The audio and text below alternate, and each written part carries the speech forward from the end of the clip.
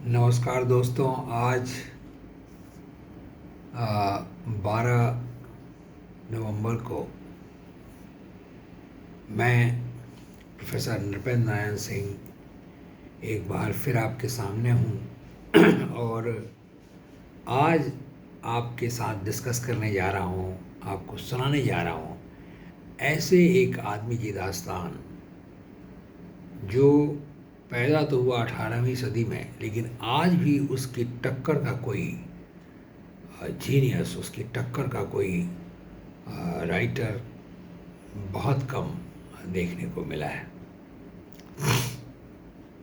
अगर मैं आपको कहूँ कि कविता के बारे में बात करें तो बहुत से प्रैक्टिकल लोग कहते हैं अरे कविता वविता यार सेंटिमेंटल लोग सुनते हैं। अब जीवन की सच्चाई कम शब्दों में सिर्फ कवि ही कह सकता है। शैली, पीवी शैली इतना बड़ा रोमांटिक कवि था, उसने कहा कि कवि जो हैं वो दुनिया के बेताज बादशाह होते हैं। वो बेताज बादशाह हैं दुनिया के। ऐ मेरे दिल कहीं और चल, गम की दुनिया से दिल भर गया, ढूंढ ले और अब कोई घर नया, चल जहाँ गम के मारे न हो, झूठी आशा के तारे न हो, उन बहारों से क्या फ़ायदा जिसमें दिल की कली जल गई, जख्म फिर से हरा हो गया, ऐ मेरे दिल कहीं और चल, गम की दुनिया से दिल भर गया। से लगता है कि पूरी मानवता में जो 70-80% लोग हैं उनकी कहानी है ये पंक्तियाँ। तो बहुत कम शब्दों में जो है बहुत अच्छी बातें, दिल को छूने वाली बातें कभी कहे जाते हैं। अब बॉब सेलन की का वो फेमस गाना ले लीजिए, किसी की मुस्कुराहटों पे हो निसार, किसी का दर्द मिल सके तो ले उधार, किसी के वास्ते हो तेरे दिल में प्यार, जीना इसी का नाम है। तो कविता वाकई में चमत्कार है। बहुत कम लोग वो हैसियत रखते हैं। ये एक ईश्वरीय एक गिफ्ट है, एक वरदान है जो बहुत कम लोगों को मिलती है, बहुत कम शब्दों में और चिर स्मरणीय बातें। एक बार आप सुन लें तो भुलाए भूलता नहीं। ऐसे ही एक जीनियस थे टॉमस ग्रे, और 1750 में उसने एक कविता लिखी जो संभवतः बहुत से विद्वान कहते हैं कि आज तक इतनी लोकप्रिय और इतनी अच्छी कविता किसी ने नहीं लिखी। और ये कविता एक शोक गीत है। इसमें अपने ही गांव के जो गुमनाम, गरीब, अख्यात, सुंदर मन वाले, सुंदर चरित्र वाले, कठिन परिश्रम करने वाले जो किसान हैं, जो मजदूर हैं, उनकी कहानी कहता है। The short and simple annals of the poor. वो जो पुअर सिंपल लाइफ लीड करने वाले जो लोग हैं, जो गुमनाम लोग हैं, जो गुजर गए चले गए, जो पूर्वज हैं टॉमस ग्रे के अपने ही गांव के। उसका गांव था स्टॉक पोजेस, और उन्हीं को वो यादगार बनाता है लोगों की मेमोरी में। मानो ये महान गाथा है बहुत ही साधारण लोगों की। तो एक साधारण चीज़ को असाधारण बना देने की कला है कविता। और जो लोग गुजर गए, उसके पूर्वज जो चर्चयार्ड में जो अपने कब्र में पड़े हुए हैं, उनको वो देखता है, चर्चयार्ड में बैठा हुआ है, शाम का समय है, और टॉमस ग्रे जो है अपने गांव के कब्रगाह में बैठा हुआ है। और कब्रगाह अक्सर चर्च के पास होता था। इसका नाम ही है elegy written in country churchyard. तो शाम का वक्त हो रहा है और वो सोचता है, ये उसकी म्यूजिंग है कि क्या उनका जीवन व्यर्थ था जो ऐसा सीधा साधा जीवन जी के चले गए। वो ज़्यादा पढ़े लिखे नहीं थे, क्या उनका जीवन व्यर्थ था? क्या वो लोग याद करने लायक नहीं हैं?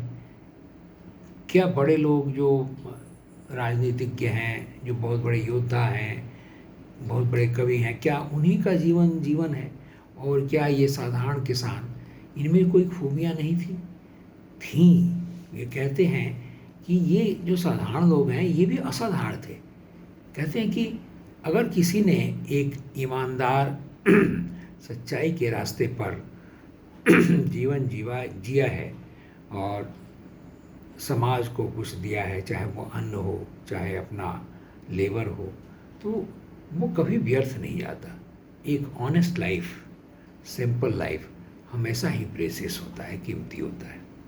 तो शाम का वक्त है और कंट्री चर्चयार्ड में अपने गांव के कब्रगाह में बैठा हुआ वो देख रहा है सामने के दृश्य को, और धीरे धीरे शांति छाई आ रही है, और जो कुछ भी हिलता डुलता जीवित चीज़ है, जो भी आवाज़ें हैं वो धीरे धीरे ओझल हो रही हैं, और दृश्य जो है कुछ भी दिखाई नहीं देता। और उसके बाद वो उसकी जो सोच है अपने गांव वालों के बारे में, जो पूर्वजों के बारे में, उसका वर्णन है elegy written in country churchyard. लगभग 8 साल तक टॉमस ग्रे, जो कि उस समय के यूरोप का सबसे बड़े विद्वानों में उसकी गिनती होती थी, वो इतना उसने ग्रेजुएशन किया कैम्ब्रिज यूनिवर्सिटी से 18वीं शताब्दी में, और वो इतना विद्वान था कि उसको प्रोफेसर ऑफ मॉडर्न हिस्ट्री और लैंग्वेजेस नियुक्त किया गया।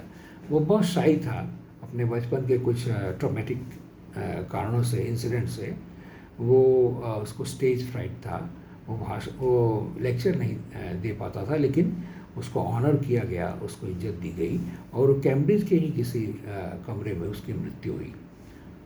तो वो मैंने कहा कि elegy written in country churchyard अपने गांव स्टोक पॉजेस के कब्रगाह में बैठा हुआ है। शाम हो गई है। देखिए, एक एक लाइन उसने 8 साल तक इसको रिवाइज किया, बार बार लिखा और फिर लिखा, और तब इस महानतम कविता का जन्म हुआ, और perhaps most loved poem in English literature इसको बोला जाता है। इतना प्यार शायद ही किसी कविता को मिला। तो इस अमर कविता को मैं पढ़ के सुनाता हूँ। किसी चीज़ का ट्रांसलेशन जो है बुरी चीज़ है, वो खाल उधेड़ देना किसी चीज़ का, ये बुरी चीज़ है, लेकिन मैं बताऊँ भी तो कैसे कि ये कितना कीमती है। मैं कोशिश करता हूँ कि आपको थोड़ा आइडिया हो जाए कि ये हिंदी भाषा में कैसा इसका क्या मर्म है, क्या अर्थ है। कुछ तो आपके पल्ले पड़ेगा कि हाँ, जो अंग्रेजी नहीं जानते, जो अंग्रेजी में महारत हासिल नहीं रखते, उनको भी ये समझ में आएगा कि हाँ, ये कीमती चीज़ है। The curfew tolls the knell of parting day. The lowing herd winds slowly over the lea. The ploughman homeward plots his weary way and leaves the world to darkness and to me. 4 लाइनों की का एक stanza है, और इसमें जो संगीतात्मकता है, एक एक शब्द का जो चयन है वो इररिप्लेसेबल है। आप इसको दूसरा शब्द नहीं दे सकते, इतना सटीक उसने शब्द दिया है, और इसका म्यूजिक पढ़ते समय समझ में आता है। The curfew tolls the knell of parting day, the lowing herd winds slowly over the lea, the ploughman homeward plots his weary way and leaves the world to darkness and to me. Curfew एक संध्या के समय बजाया जाने वाला church का घंटा था।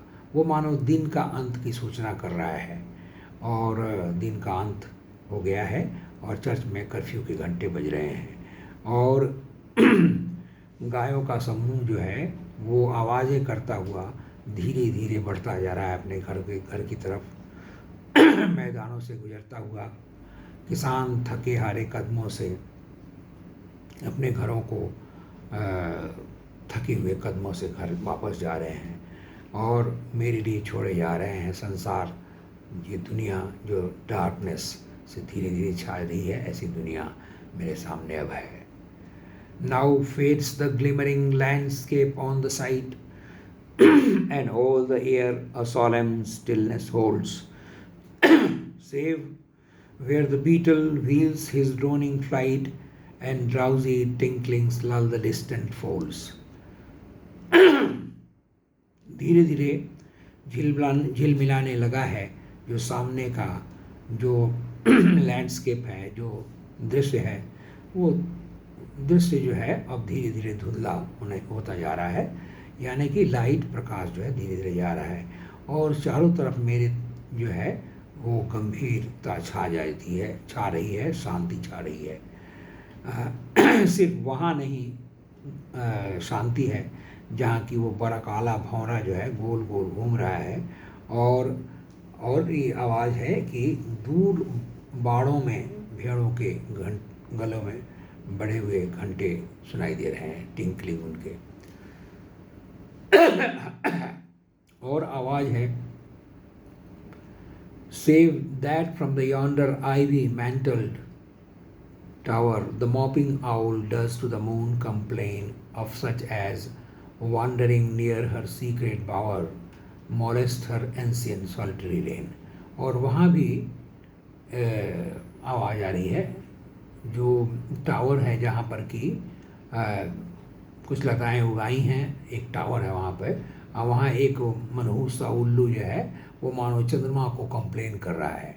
The moping owl does to the moon complain, वो उल्लू जो है आवाज़ें कर रहा है, मानो चंद्रमा से शिकायत कर रहा है कि कौन मेरे रहस्य में सीक्रेट बावर को के नज़दीक आ करके हमारे सॉलिटरी मेरा जो साम्राज्य है एकाकी, उसको तोड़ मरोड़ रहे हैं कौन लोग, यानी उसके उस टावर के पास से गुजरते हुए लोगों के खिलाफ वो कंप्लेन कर रहा है मानो। अब जो है ग्रेवयार्ड का वर्णन है कब्रगाह का, जहाँ पर वो देखता है अपने कब्रों में लेटे हुए पूर्वजों को, उन कब्रगाहों को देखता है जो कि बहुत ही आडंबरहीन से सीधे साधे कब्र हैं, गरीब किसानों के हैं जो उसके पूर्वज हैं। Beneath those rugged elms that yew trees shade, where heaves the turf in many a mouldering heap, each in his narrow cell forever laid, the rude forefathers of the hamlet sleep।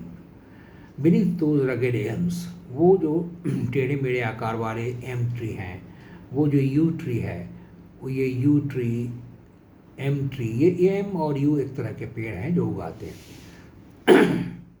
उनकी छाँव में, M और you tree के छाँव में, जहाँ पर बड़े बड़े घास जो हैं वो बड़ा होकर के लेट गए हैं ज़मीन पर, उन घास के नीचे अपने संकीर्ण कब्रों में लेटे हुए हैं मेरे गांव के पूर्वज। Each in his narrow cell forever, हमेशा के लिए चिर निद्रा में सो गए हैं अपने संकीर्ण कब्रों में, वहाँ लेटे हुए हैं मेरे गांव के पूर्वज जो अनपढ़ थे। मेरे गांव के पूर्वज जो अनपढ़ थे, उन नैरो कब्रों में, संकीर्ण कब्रों में पड़े हुए हैं उन पेड़ों की छाँव में।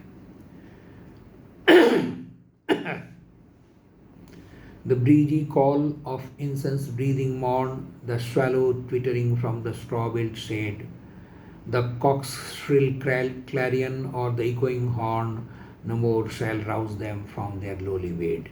उनके जीवन काल में जो उन्होंने आनंद प्राप्त किया, वो आनंद उनके जीवन में फिर से नहीं आएगा। क्या वो सिंपल आनंद थे जिनको उन्होंने भोगा है? द ब्रीजी कॉल, सुंदर बहता हुआ समीर, मंद बहता हुआ, जिसमें महक है धूपदान की, इंसेंस ब्रीदिंग मॉर्न, महकती हुई सुबह की मंद हवा अब उनके लिए नहीं है। उन्होंने कभी ऐसा मंद हवा का एंजॉय लिया था। द स्वैलो ट्विटरिंग, अब जो है झाड़ फूस से बने हुए जो झोंपड़े हैं उन पर स्वैलो पक्षियों का चहचहाना वो नहीं सुन सकेंगे, वो जो अपने नैरो सेल में सोए हुए मेरे अनपढ़ माता जो पूर्वज हैं। द कॉक्स श्रील क्रैलियन, मुर्गे की तेज बाँग अब वो नहीं सुन पाएंगे, और नहीं सुबह में वो जो हॉर्न बजाते हैं शिकारियों का, वो नहीं सुन पाएंगे। और उनके नीचे दबे हुए बेड में, जो धरती के नीचे, वहाँ ये सब आवाज़ें जो जीवन काल में सुनी उन्होंने, वो सब नहीं पहुँच पाएंगी। और क्या वो उनके जीवन में गुजरा है जो अब नहीं होगा।